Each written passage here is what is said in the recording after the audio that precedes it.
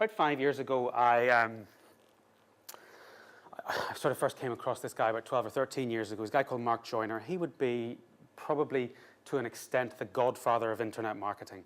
And he created, for example, the ebook. He created the very first autoresponders. Very, very intelligent guy. And I have a tendency to flit around wildly between ideas and concepts and businesses and so on. I've only touched on about half of the businesses that I've done over the last 19 years or so. And he came up with a concept called the source of the Nile. Now, his concept of the source of the Nile is that actually, I think for a long period of time, they couldn't find the source of the Nile. And I think there's been a film out there where somebody goes off to try and find what the source of the Nile is. But the concept is to do with the fact that actually the Nile is fed through by dozens and dozens and hundreds of different tributaries. So what, and then it all comes into the main Nile and then disappears off into the ocean. And his concept within how this works was, and I've twisted it a little bit towards myself, but it gave me huge clarity as to how you then apply that to your marketing strategy. So I try and then think about all of my marketing and all of the different tools, as it were, of marketing within this source of the Nile concept. Because what I'm looking for is one outcome. Now, for me, my outcome in nearly all of my marketing within this specific thing that I do is to get the email address. So I'm using all of these different factors at the top in an effort to try and drive people through where I pick up the email address and then end up with an initial sale. Now, your outcome may well be different, but there's a reason why I'm looking for the email address, and that's because I personally am very nervous about how long Twitter, Facebook, and all of these other things are going to stay around out there. So I want the email address. People will always have an email address. Again, that's, how can I say that? But I would imagine that for another 15, 20, 30 odd years, we're going to have something that approximates to an email address. That is something I think is very heavily ingrained within how we communicate on the internet. So whenever those followers, friends, fans that we might gather through social media are sort of migrate on to the next shiny social media thing, I'll have their email address still. And that's a much more tangible way for me to become, let's say, more assertive, i.e. slightly more aggressive in my marketing. So all of these tools at the top, and this doesn't cover everything, are kind of the methods that I would use within a lot of my own marketing. So I actually have got a marketing degree. When you do marketing, 20 odd years ago, you deal with your 4 Ps, price, product, place, and promotion, and then you have your promotional mix. And in those days, we were taught that that is PR, direct marketing, to an extent, sales, promotion, advertising, can't think what else there is, but it was a relatively small amount. If you had sort of 4, 5, 6, 7, depending on how you split that all up. Everything has changed now. We have a huge amount more tools available to us. And to a large extent, depending on what your business is, all that does is create more confusion. So you then think, well, what am I going to do with all of these things? I've only covered under my Twitter and Facebook section there. I've only covered 2 of those kind of social media areas in terms of what we would now regard as social media. But also blogs and videos are the same sort of thing as well. You've got offline ads, because I do a lot of work driving people offline onto online, and I do a lot of work driving people online onto offline as well, which I'll talk about. I do a lot of video work. Free reports are really kind of ways to give out free information in a variety of different forms, because people will want things in different forms.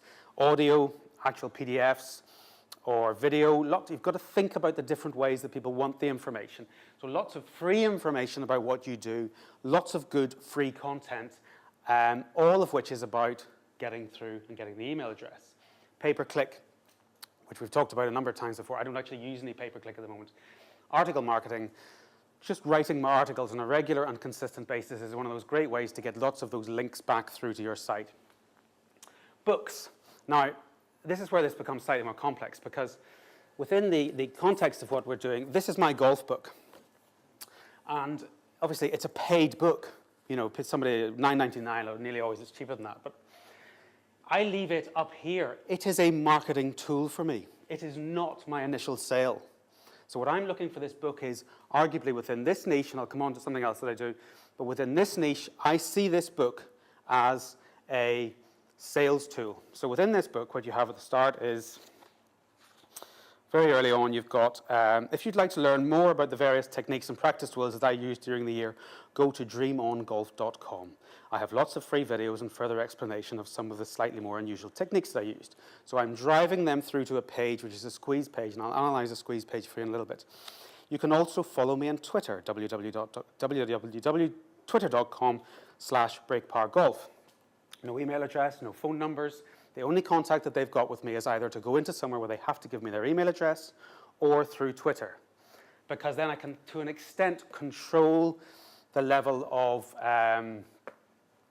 questions that I get asked off the back of that. People think, oh, golf, he must be interested in golf. And they'll send me, sometimes if they get hold of my email address, I'll get 2 pages of, when you did this, what about that? And, you know, and to an extent, you do have to engage. It takes a long time to engage with people by email and answer all of their questions without being rude. On Twitter, because it's contained within 140 characters, they ask you a very short question and you can go back with a very short answer. But you're still engaging, you're giving value, you're being a good guy, you're being somebody that think, you know, he was a good guy, I trust him. Eventually, yes, I may give him my email address and then I may let him flog me something.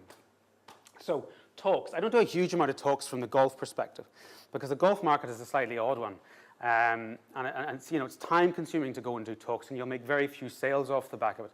That's where that whole internet marketing thing, you can get to an awful lot more people through some of those internet tools than you can standing in front of a group of golfers, where actually what they think they're going to do is give you value by buying a book from you.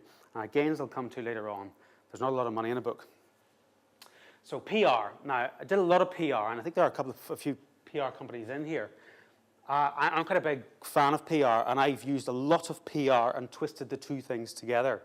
I used a lot of PR in conjunction with social media because social media is very PR friendly.